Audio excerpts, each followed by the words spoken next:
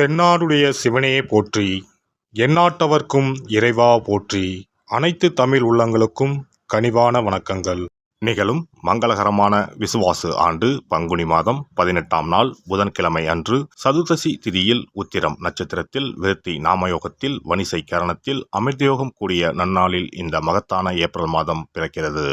2026ஆம் ஆண்டின் 4வது மாதமான ஏப்ரல் மாதம் மிகவும் முக்கியத்துவம் வாய்ந்த மாதமாகும்.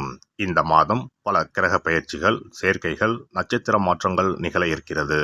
ஏப்ரல் மாதத்தின் முதல் வாரத்தில் செவ்வாய் பகவான் மீனராசிக்கு பெயர்ச்சியாகிறார். சூரியன், செவ்வாய் மற்றும் சனி ஆகிய கிரகங்கள் இணைந்து மங்களாதித்ய யோகம், திரிகிரக யோகம் உள்ளிட்ட யோகங்கள் உருவாக இருக்கிறது.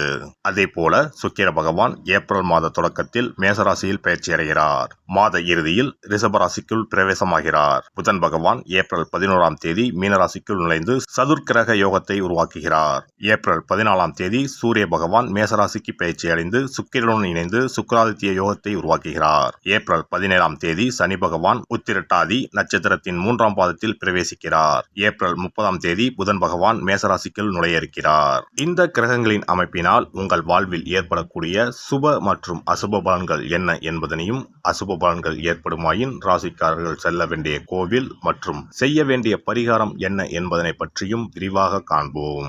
பிறக்கப் போகும் இம்மாதத்தில் உங்கள் வாழ்வில் வளமும் நலமும் செல்வ செழிப்பும் பெற்று வாழ்வின் உயரிய நிலையை அடைய எல்லாம் வல்ல எம்பெருமானை வேண்டி விரும்பி கேட்டுக்கொள்கிறேன்.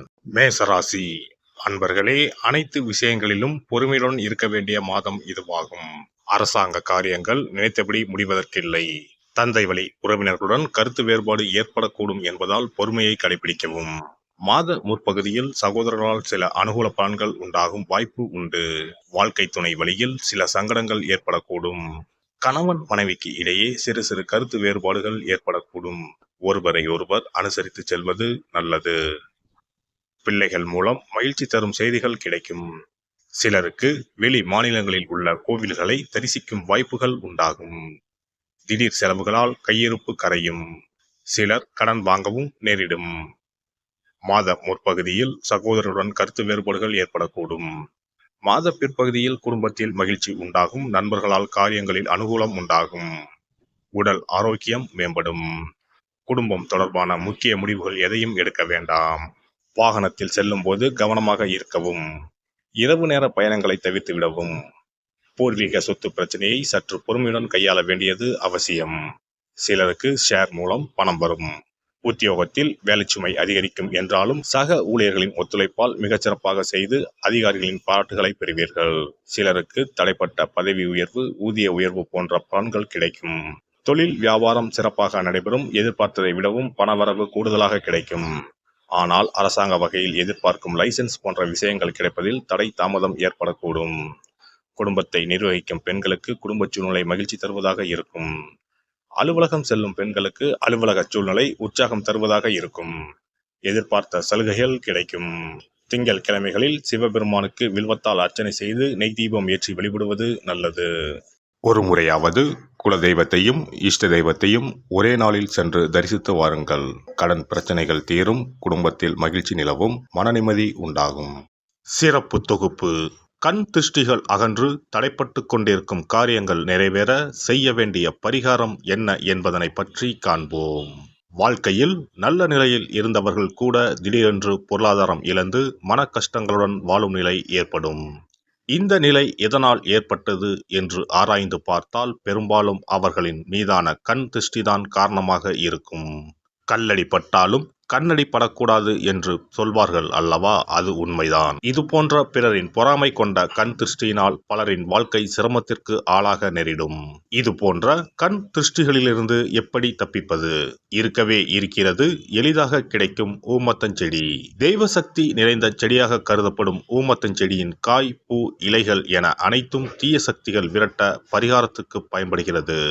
பொதுவாக ஊமத்தம் காய்க்கு கெடுதலை அகற்றக்கூடிய சக்தி உண்டு. நம் வீட்டில் உள்ள எதிர்மறை சக்தியை அகற்றுவதற்கு ஊமத்தங்காய் தீபம் சிறந்த பரிகாரமாகிறது.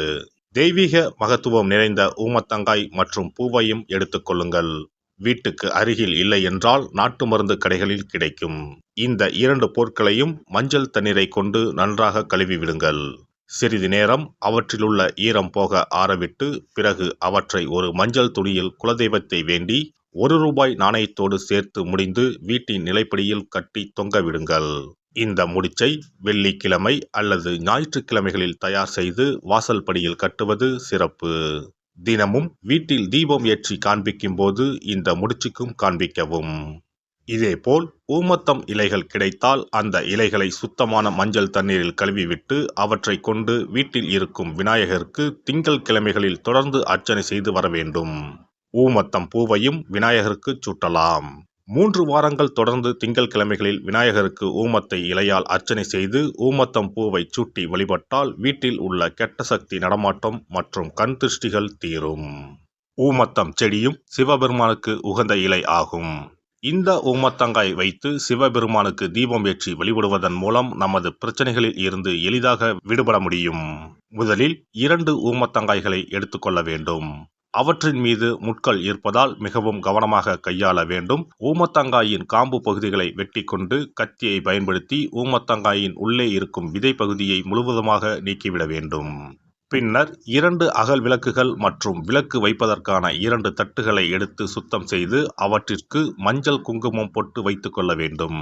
பின்னர் 2 தட்டின் மீதும் ஒவ்வொரு அகல் விளக்கை வைத்துக் கொள்ள வேண்டும். அதன் பிறகு எப்போதும் பூஜை செய்வதற்கு வைப்பது போன்ற வெத்தலைப்பாக்கு, பழம் போன்றவற்றை வைத்துவிட்டு 2 விளக்குகளையும் ஏற்றி சிவபெருமானை மனதார வேண்டிக் கொள்ள வேண்டும். எனக்கு இருக்கும் பிரச்சனைகள் அனைத்தும் தீர்ந்து இன்பமான வாழ்க்கை கிடைக்க வேண்டும் என வேண்டிக் கொள்ள வேண்டும். இந்த பூஜையை வெள்ளிக்கிழமை அன்று தொடங்கினால் தொடர்ந்து 9 வெள்ளிக்கிழமைகள் செய்ய வேண்டும். ஊமத்தங்காயின் மீது எவ்வாறு முட்கள் இருக்கிறதோ அதுபோல நமது வாழ்க்கையில் இருக்கும் முட்கள் போன்ற பிரச்சனைகளை அவை தீர்த்து வைக்கின்றன. இந்த பூஜையை நாம் தொடர்ந்து செய்து வருவதால் நம் மீது இருக்கும் கண் திருஷ்டிகள் அகன்றுவிடும். தீராத துயரங்கள் தீர்ந்துவிடும். பணம் நகை நம்மிடம் பெருகி வரும். சிலருக்கு கையில் சுத்தமாக பணம் இருக்காது. வறுமை தாண்டவமாடும். கடன் தொல்லையால் கஷ்டப்படுவார்கள். பண பிரச்சனையில் சிக்கி கொண்டிருப்பவர்கள் இந்த தீபத்தை ஏற்றினால் 3 வாரங்களில் நல்ல பலனை பெற முடியும். தொழிலில் நல்ல முன்னேற்றம் இருக்கும். கடன் பிரச்சனைகள் தீரும். உறவினர்களிடையே பகைமை இருந்தால் அவையும் மறைந்துவிடும். நோய்வாய் உள்ளவர்கள் இந்த தீபத்தை ஏற்றுவதன் மூலம் நல்ல பலனை பெற முடியும். பொதுவாகவே எந்த பரிகாரம் என்றாலும் அதை முழு நம்பிக்கையுடன் செய்தால் மட்டுமே முழு பலன் கிடைக்கும் என்பதை நினைவில் கொள்ளுங்கள். எல்லாம் வல்ல இறையருளால் நீங்களும் உங்கள் அன்பு குடும்பமும் உடல் நலம், நீலாயுள், நிறை செல்வம், உயர் புகழ், மெய்ஞானம் ஓங்கி வாழ்க வளமுடன். இந்த வீடியோ பதிவு உங்களுக்கு பிடித்திருந்தால் லைக் பண்ணுங்க, கமெண்ட் பண்ணுங்க, ஷேர் பண்ணுங்க, மறக்காம சப்ஸ்கிரைப் பண்ணுங்க, பக்கத்துல இருக்கிற பெல் பட்டனை கிளிக் பண்ணுங்க. நன்றி, வணக்கம். ஓம் நமச்சிவாய. சிவாய